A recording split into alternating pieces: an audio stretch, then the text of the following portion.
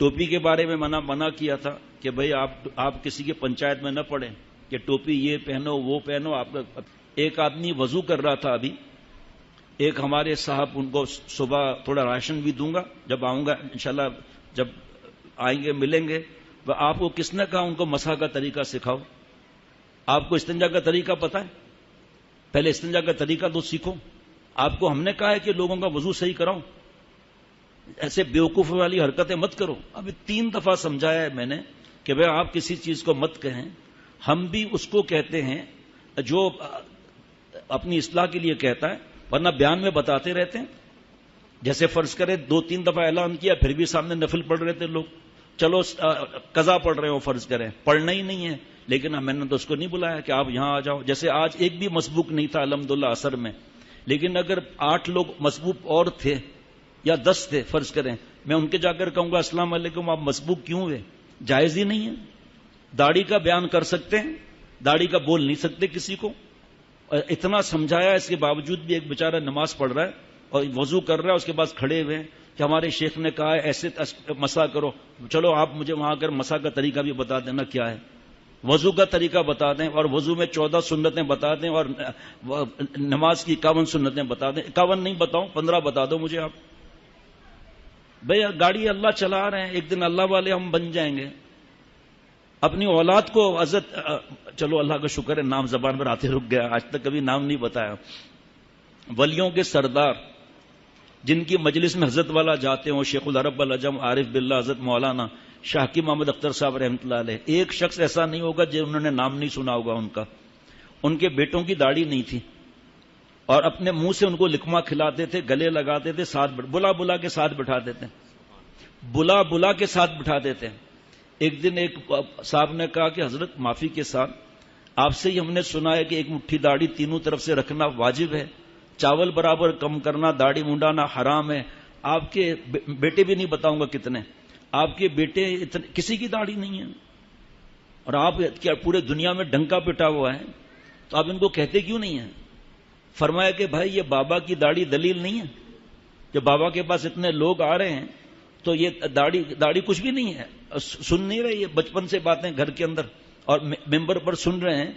بس میرا کام ہے ان کو اللہ کی محبت کا پانی دیتے رہنا, کھیت خود ہی اگ جائے گا ایک دن. حضرت فرماتے ہیں وہ اللہ والے, مجھے جو کسی ذریعے سے پتا چل گیا تھا, فرمایا کہ وہ اللہ والے اللہ کے پاس چلے گئے. اس کے کچھ برسوں کے بعد جتنے بیٹے تھے سب نے شرعی داڑھی رکھ لی, اور الحمدللہ 3 سے میری ملاقات بھی رہ چکی ہے اللہ کے کرم سے. باقی جو ہے بس جتنے بھی ہیں باقی. اب سنیے, آپ اس شخص کو ابھی وقت ہوگا تو میں ابھی ناراضگی کا اظہار کروں گا کہ آپ لوگوں کو اللہ سے دور کرنا چاہتے ہیں. سنیے, اتنی بڑی شخصیت عالم اسلام کی, حدیث پاک ہے صدی میں ایک پیدا ہوتا ہے مجدد. حضرت تھانوی رحمۃ اللہ علیہ مجدد تھے, حضرت حکیم الامت مولانا اشرف علی تھانوی صاحب رحمۃ اللہ علیہ مجدد تھے. ایک نوجوان سے فرمایا کہ نوجوان ٹخنا کھول دے. کہا کیوں؟ کوئی حضرت سے اصلاحی تعلق کچھ بھی نہیں تھا. فرمایا نوجوان ایک شیخ کو یا کسی بھی دین کے سمجھ والے کو گھٹن اور پڑھن ہوتی ہے, لیکن اس کو برداشت کرنا ہے.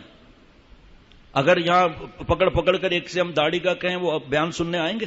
اگر ان کے دل میں داڑھی نہ ہوتی تو بیان کیوں سننے آتے ہیں؟ تو اب اس کو ہی اگر پکڑ لیا جائے کہ آئینہ مت آنا. بھائی ہم بھی گناہ گار ہیں, کلو بنی آدم خطاء میں ہم بھی تو آتے ہیں, لیکن خیر الخطائین کون ہے کہ اگر 100 دفعہ گناہ ہو گیا 100 دفعہ معافی مانگتے ہیں, ایک دن اللہ ان کو اپنا پیارا بنا دیتے ہیں. بڑے بڑے گناہوں کے چیمپئن آج اللہ کے پیارے بنے ہوئے, وہ دنیاوی ڈگریاں بھی ہیں, کما بھی رہے ہیں, چیمپئن بنے ہوئے اللہ کے کرم سے. اللہ مجھے بھی جلد اللہ والا بنا دیں. اللہ والا بننا فرض ہے, نفلی عبادت کو آپ کو کوئی منع نہیں کرے گا. آپ چاہے 10 نفل پڑھیں 20 نفل پڑھیں, مبارک نفل کے ثواب ہیں, لیکن کس وقت کیا کرنا ہے وہ اس پر اعتماد کرنا چاہیے. بہرحال حضرت تھانوی رحمۃ اللہ نے ان سے فرمایا کہ بھائی ٹخنا کھول دو, ٹخنا مت چھپاؤ. کا کیوں؟ فرمایا کہ ٹخنا چھپانا حرام ہے بھیا. بخاری شریف کی حدیث پاک ہے, ما اسفل من الکعبین من الازار فی النار. چلنے کی حالت میں, کھڑے ہونے کی حالت میں ہم مردوں کو جو اوپر سے لباس آ رہا ہے, چاہے وہ احرام ہو, چاہے جبہ ہو, چاہے لنگی ہو, چاہے ٹراؤزر ہو, چاہے شلوار ہو, چاہے پائجامہ ہو, ٹکنا چھپانا حرام ہے. اتنا ایسا آگ میں جلے گا. اس نوجوان نے منہ ٹیڑھا کر کے کہا لکھا کہاں ہے؟ فرمایا بخاری شریف میں لکھا ہے؟ اس بدبخت نے گالی دے دی بخاری دین کو. اب یہ بیٹھے ہیں مفتی اور علماء بیٹھے ہوئے ہیں, اس کا ایمان چلا گیا. حضرت مجدد فرماتے ہیں کہ آخری سانس تک روتا رہوں گا کہ میری وجہ سے ایک مسلمان کا ایمان چلا گیا. اگر شادی شدہ ہے تو اس کا نکاح بھی گیا, تجدید ایمان بھی ہوگا, تجدید نکاح بھی ہوگا. اب یہ زندگی کیسی گزار رہا ہے؟ داڑھی ہو گئی, ٹخنا ہو گیا, نکاح ہو گیا, روزہ, زکوٰۃ, سود چھوڑنا, جتنے دینی یہ شعار ہیں ان کے لیے اگر زبان کھولیں گے کہ تمہاری داڑھی بکرے جیسی ہے, دھڑ ختم, چھٹی, گیا ایمان. بھلے آج جتنا جو مانے نہ مانے, ہمارا کیا واسطہ. حضرت تھانوی رحمۃ اللہ علیہ اس نے یہ جملہ کہا. حضرت مجدد فرماتے ہیں میں آخری سانس تک اللہ سے معافی مانگتا رہوں گا. آپ کو نہیں پتا, ہمیں پتا ہے, گاؤں والوں کو. مٹی کا توا ہوتا ہے, اس کو آگ میں لال کیا جاتا ہے, پھر اس پر روٹی رکھی جاتی ہے. جب توا ابھی گیلا ہے, روٹی مت رکھو, توا بھی جائے گا, روٹی بھی جائے گی. ابھی آپ ان کو سکھا رہے ہیں وضو. اب مجھے وضو نہیں آتا پورا, ارے مجھے مسواک پکڑنے کا سنت طریقہ نہیں معلوم ہے, دوسروں کو کیا سکھاؤں گا.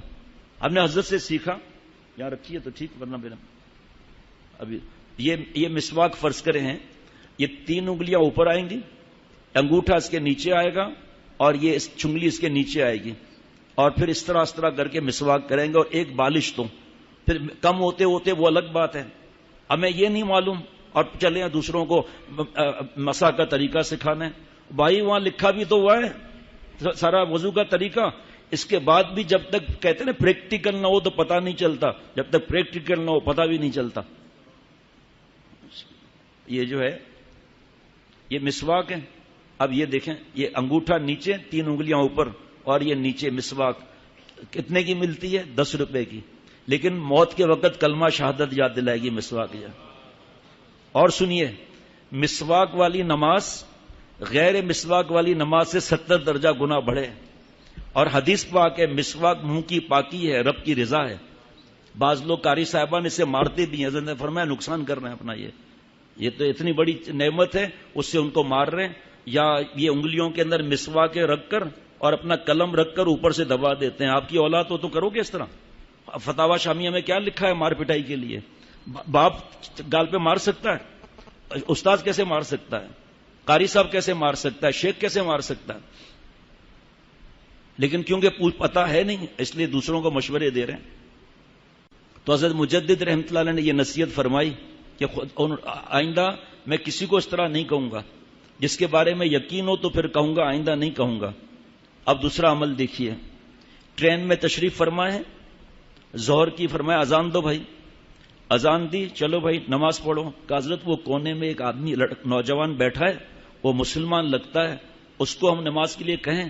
فرمایا اذان ہوئی ہے یہ دعوت نہیں ہے, تکبیر ہوئی ہے یہ دعوت نہیں, ہم جو جان نماز پر آئے یہ دعوت نہیں. اب اس کے علاوہ اور کون سی دعوت دی جائے؟ نماز پڑھی. پھر حضرت مجدد خود اس نوجوان کے پاس پہنچ گئے, محبت سے باتیں کرنے لگے. عصر بھی اسی طرح ہوئی. مغرب کے وقت وہ نوجوان لپٹ کے رونے لگا کہ حضرت خدا کی قسم اگر آپ مجھے کہتے نماز کا میں نہیں پڑھتا, لیکن مجھے یہ تھا کہ آپ مجھ سے نفرت کریں گے داڑھی والے, لیکن آپ تو اتنی بڑی شخصیت خود میرے پاس آ کے چل کے آ گئے. اب آپ مغرب نماز بعد میں پڑھیں, پہلے میں وضو کر کے آتا ہوں, میں نماز پڑھوں گا آپ کے ساتھ, اور اللہ سے عہد کرتا ہوں آپ کو گواہ بنا کر مر جاؤں گا, کبھی نماز نہیں چھوڑوں گا. یہ جو 2 دن پہلے بھی میں نے بتایا تھا دین کس طرح پھیلانا چاہیے, بڑا صبر کرنا پڑتا ہے اس معاملے میں. وہ آپ کو ہم نے ڈیوٹی پر لگایا ہے. کتنے لوگ آپ لوگوں کی ان حرکتوں کی وجہ سے وہ مسجد میں ہی نہیں آتے. پھر کیا آپ پنچایتیں بنے ہوئے.